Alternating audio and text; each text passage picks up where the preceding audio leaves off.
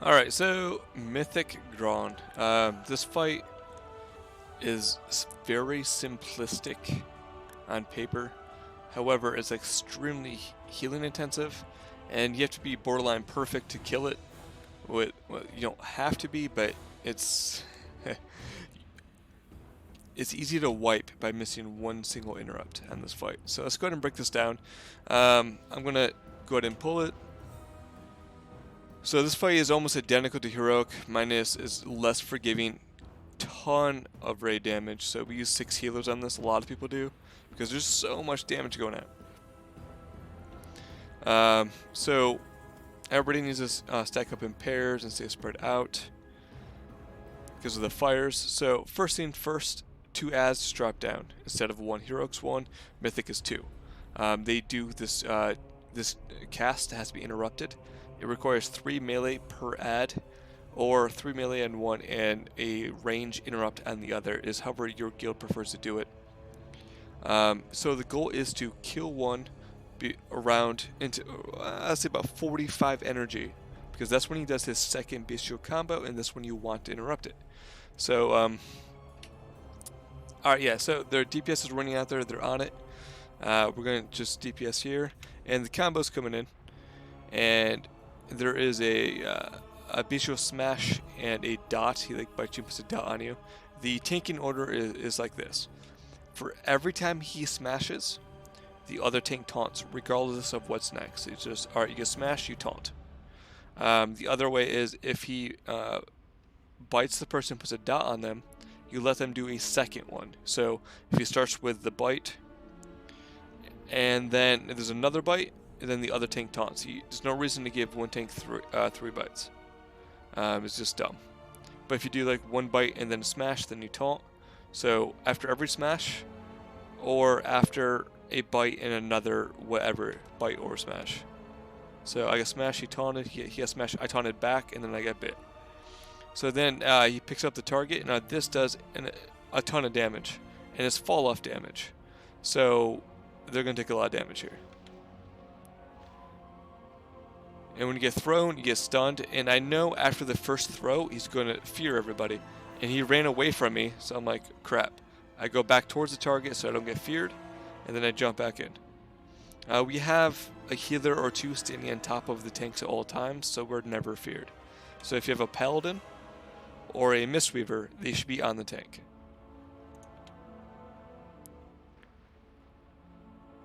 So we see the combo coming in 6 seconds. What we want to do is we want to trigger the tantrum as he does his combo. So they're running it up, here comes the combo. So you want to, if you interrupt the combo, his combo ends. We want to prevent raid damage. So every time he throws us, it does a ton of damage on top of everything else. So we don't want him to throw us at all. So when he starts to do his combo, we interrupt him, and then he doesn't throw us. And each sphere does 5% damage, and he does his tantrum. Now tantrum's fun. He channels tantrum for, what was it, 4 or 5 seconds, and for every 25 energy he hits the ground, gives you a debuff and does a lot of damage. If you do 4 debuffs, you're guaranteed dead. If you do 3 debuffs, you need massive cooldowns. So if you pop it at 45, what happens is he hits the ground right away because he's over 25. And then you see that he's now what, he was like 20, and this is going to slowly tick up. And he's going to hit 25 again, and he's going to slam the ground again. 25, hits the ground again. So what happens is we kill the other ad, and you see the orb back there. We let it stay on the ground for about 10 seconds, and then we pick it up. And we have a hunter pick it up. Now here's another issue. This person holding the orb is going to take 23k damage every second or every 2 seconds. And if he dies, it's a wipe. Until you're at least super gear. Once you're super gear, then yeah, that's fine. But for like, if you're under geared, you need every 5% damage to the boss as possible just to kill it. So we had healers dedicated just to that person at all times, because if he's dead, it's just over. So what we want to do, he wants to hold it. You have the orb for exactly 1 minute, and you want to hold it to the next 45 energy during the combo, because we want to prevent the tanks from being thrown.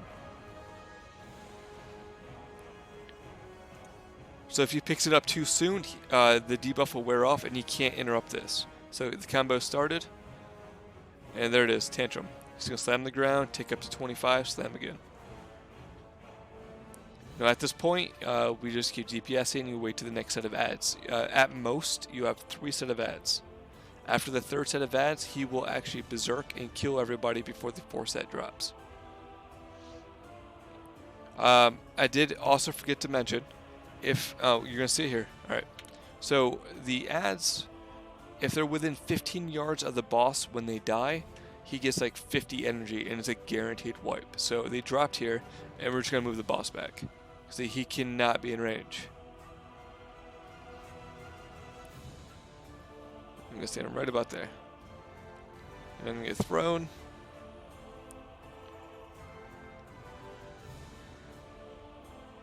And I'm running with the mage because he's about ready to get feared. I also did not want to get feared. So right now we want to get that core before the next bestial combo. So there it is. I tell him to pick it up. They run it over in the middle of this combo. He uses it again because again we do not want to get thrown.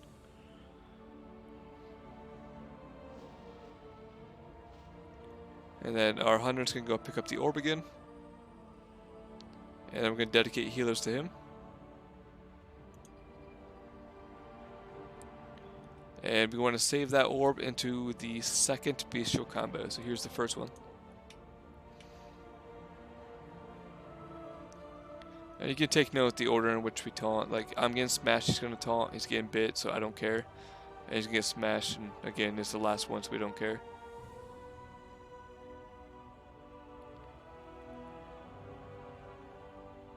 So, let's see here. Once he enrages, his rage is going to be much higher than 45, just because of how fast it ticks. Just a heads up there.